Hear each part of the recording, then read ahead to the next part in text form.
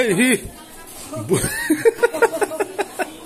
alu pa ni ringo ta bul loer pui ri khu hey bul loer fa patra hey che mi fai ne adang khao mem na dang ma fa kha dang o mem bây giờ trong này xiêm lâu ra ta sẽ phơi sang đi rồi khởi hey ba khi fan này bọc thôi là bul lôi thì hiện bục chắc không mấy hey anh nuôi rau cải pia bul lôi à tí nào om thì khởi là khởi tệ đâu cần mấy tăng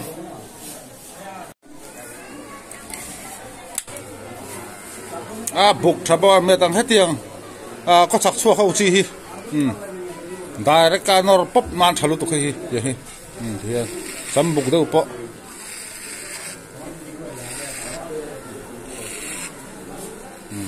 khai đi thấy lâu mà cần hung bục chả khóc mày gần mấy tăng này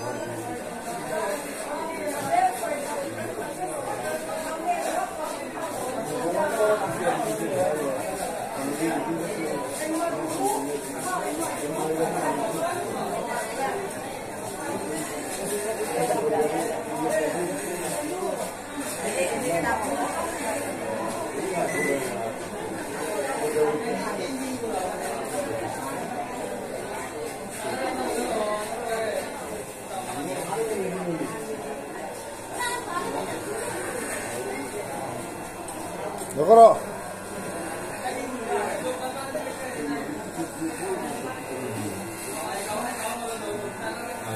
được sao con đi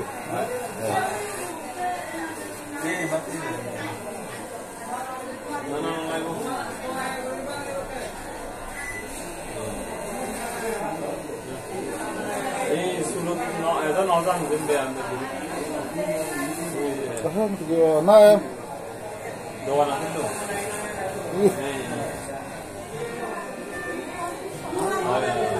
gab ma men helu ala o ma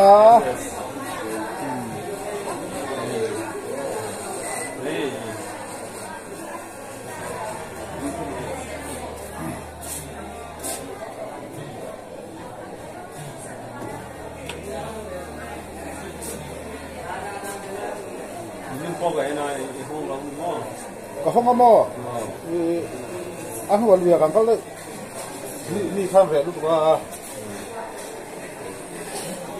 số là lại làm cái này em làm lâu mình lâu em làm lâu sang hạt tôm luôn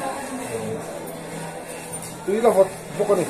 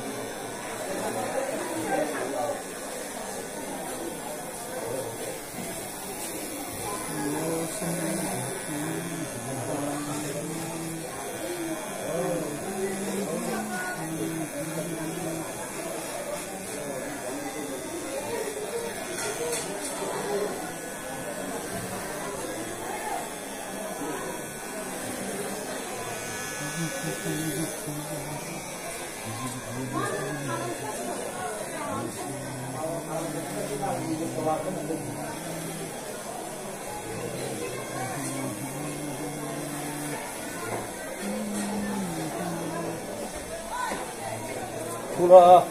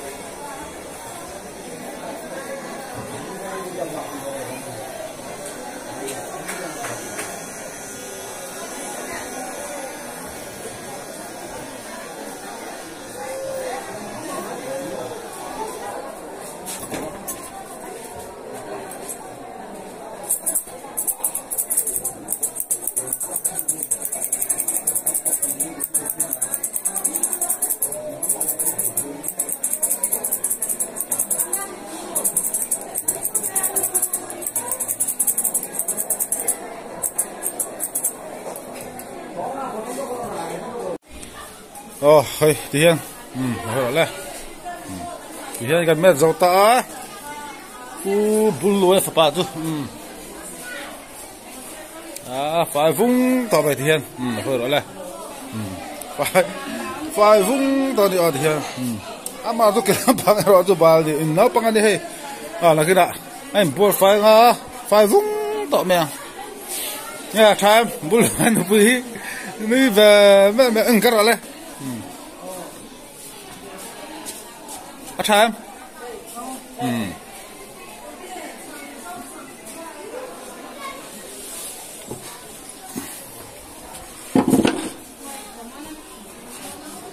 Sum adang ni em pusa.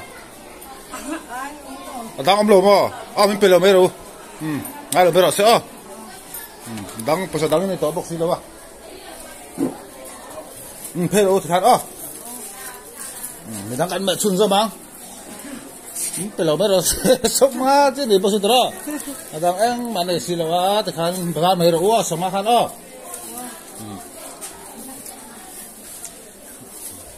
Iyo din hey. Khai. Ngora hay kan pia fa lok eh.